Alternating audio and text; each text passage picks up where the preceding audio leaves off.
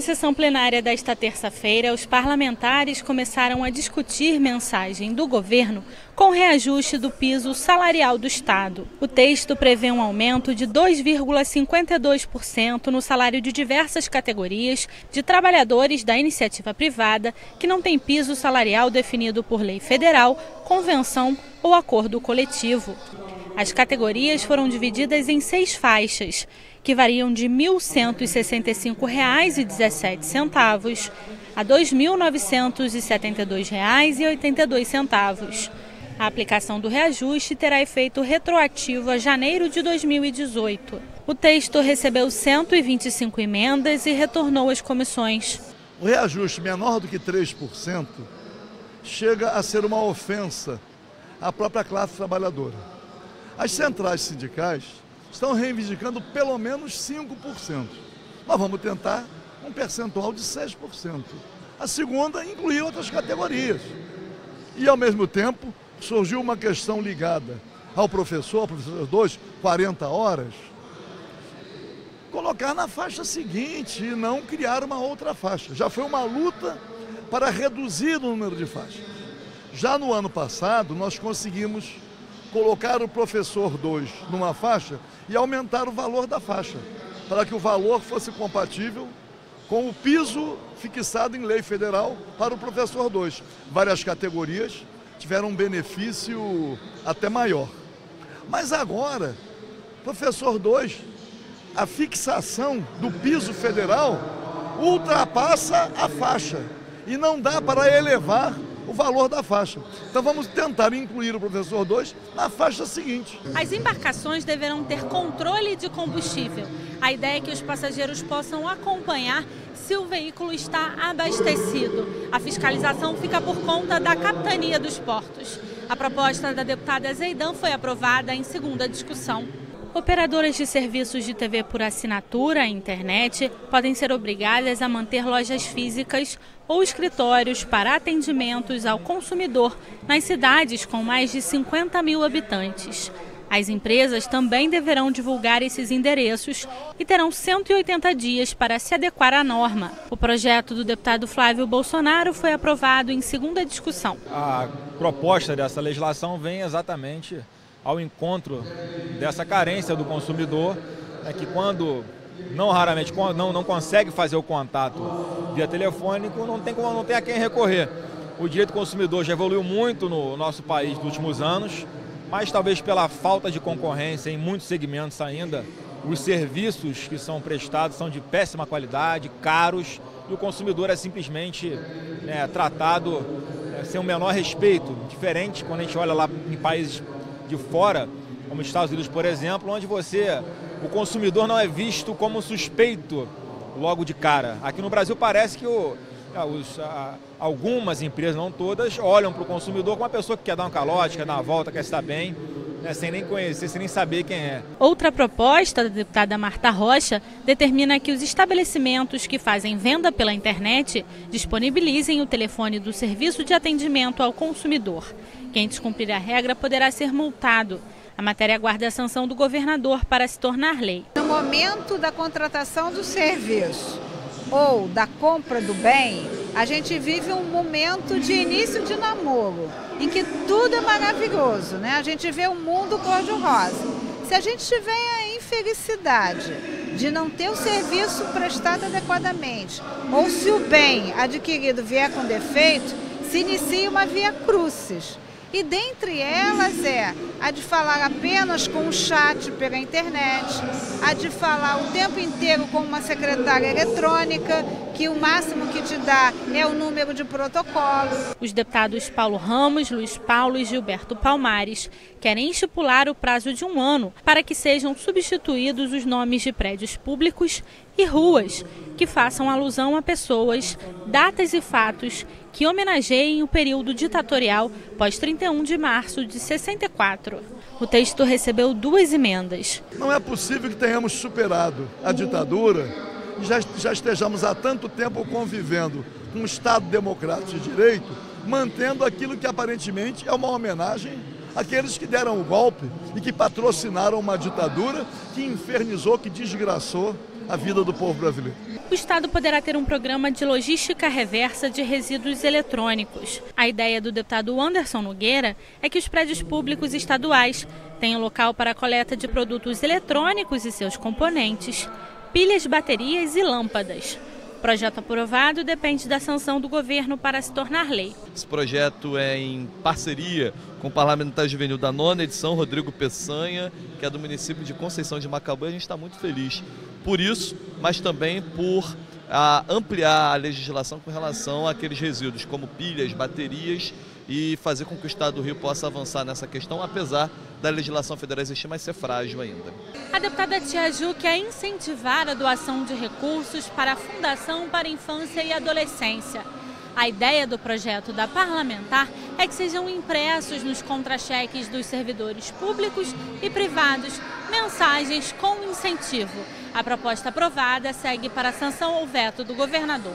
Servidores públicos dos poderes executivo, legislativo e judiciário, aprovados em concursos públicos, podem ter a licença para realizarem a doação de sangue. A matéria do deputado Paulo Ramos foi aprovada em segunda discussão. Eu apresentei esse projeto de modo a que, no ingresso para o serviço público, os servidores civis e militares aprovados em concurso, já no ato da admissão, no ato de investidura, o primeiro serviço a ser prestado ser a doação de sangue, naturalmente, voluntariamente. E aqueles, eu tenho certeza que todos, indistintamente, todos vão colaborar para a prestação desse primeiro serviço à população. Aprovado ainda o projeto do deputado André Siciliano, que altera a lei do ICMS. O objetivo é mudar a definição do local de operação para a cobrança do imposto. Pelo texto, o local da operação na importação será o local de entrada do bem em território nacional. Aprovado ainda o projeto do deputado André Siciliano, que altera a lei do ICMS. A ideia é mudar o local de cobrança do imposto. No caso da importação, o local de entrada do bem no território é que passa a ser cobrado. Motoristas infratores que estão com processos administrativos ou judiciais de defesa podem não ter a carteira nacional de habilitação bloqueada.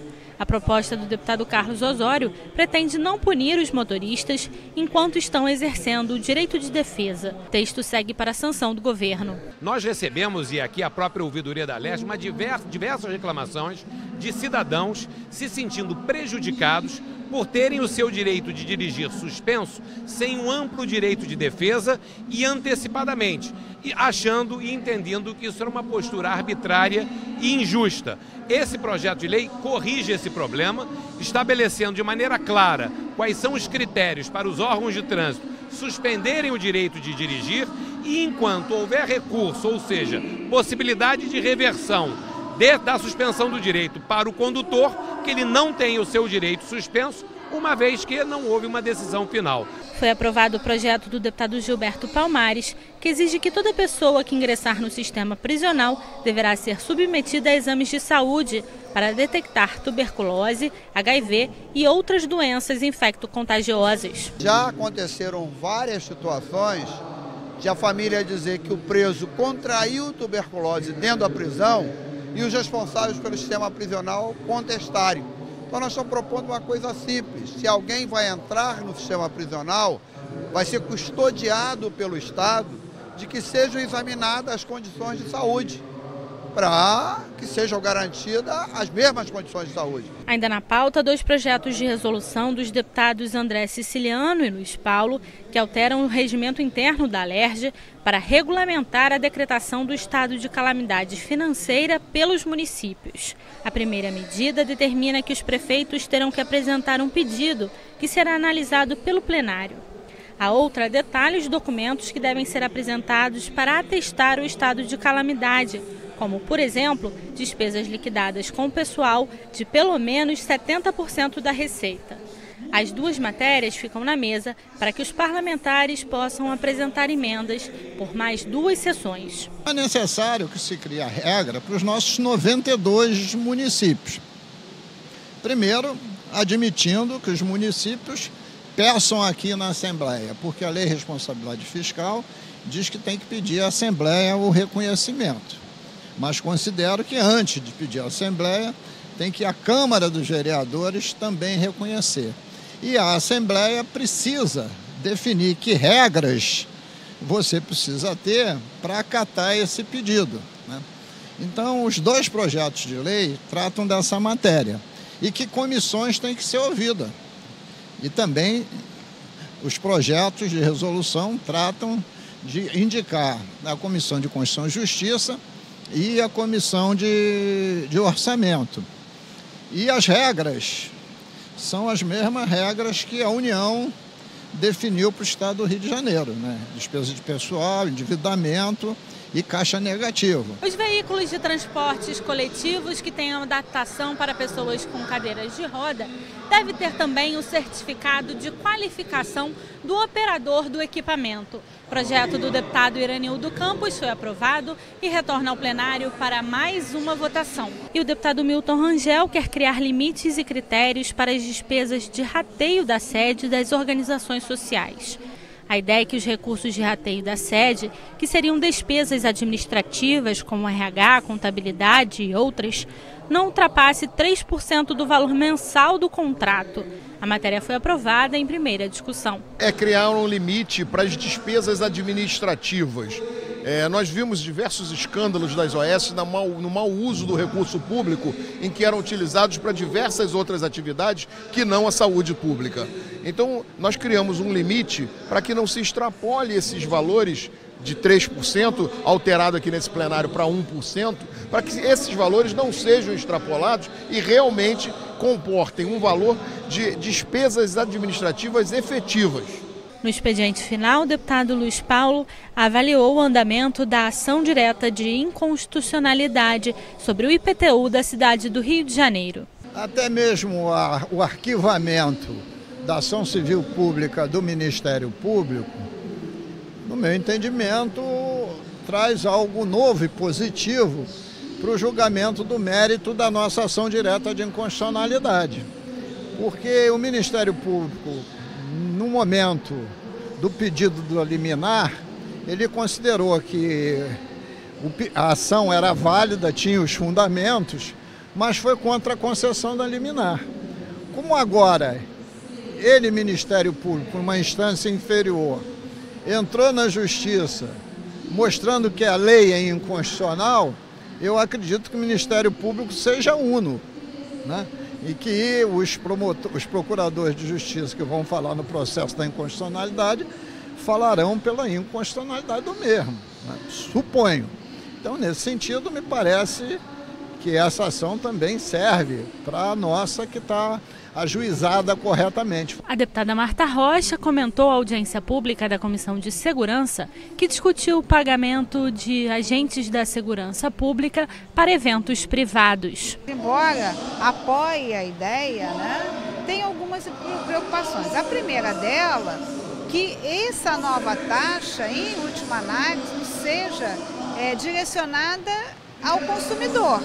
Então, ao pai de família que vai ao jogo do estádio, Flamengo e Vasco, e que ao final vai ter que pagar no valor do seu ingresso um adicional em razão da taxa de segurança cobrada. Então, essa é a minha primeira preocupação.